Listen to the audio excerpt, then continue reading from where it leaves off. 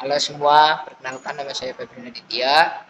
Saya dari 11 RPL 2. Baik, di sini saya akan menjelaskan beberapa kode di Android Studio. Sebelumnya saya akan menjelaskan Android Studio. Android Studio dalam bahasa Indonesia berarti Studio Android adalah Integrated Development Environment resmi untuk sistem operasi Android yang dibangun di atas perangkat lunak, JetBrains, Intelligent Idean, dan desain khusus untuk mengembangkan Android. Nah, di sini ada scroll view. Scroll view digunakan agar konten pada layar aplikasi dapat di-scroll secara vertikal. Karena jika tidak menggunakan scroll view, jika konten kita melebihi ukuran layar, maka konten tersebut akan terpotong. Nah, ini contohnya.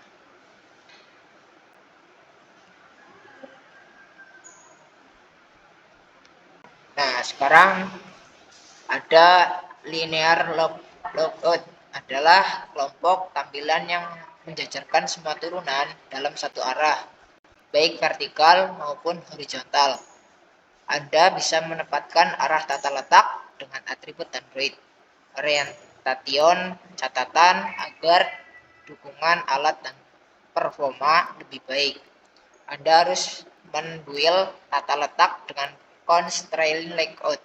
Nah, di sini ada frame layout adalah layout yang biasanya digunakan untuk membuat objek yang saling bertindihan. Contohnya yaitu kita membuat bottom di atas image.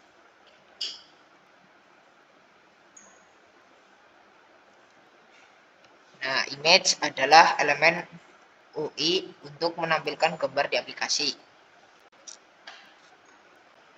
Di sini ada kelas text view adalah subkelas dari kelas view yang menampilkan teks di layar. Nah, ini contohnya. Nah, di sini ada tabel layout.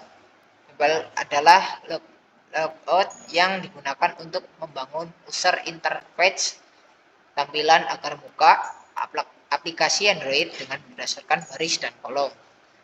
Layout digunakan untuk keperluan tertentu saja karena kebanyakan pembangunan tampilan antara muka lebih sering memanfaatkan relative layout dan linear layout.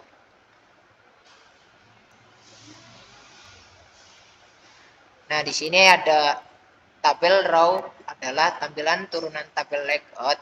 Setiap tabel row menentukan satu baris dalam tabel.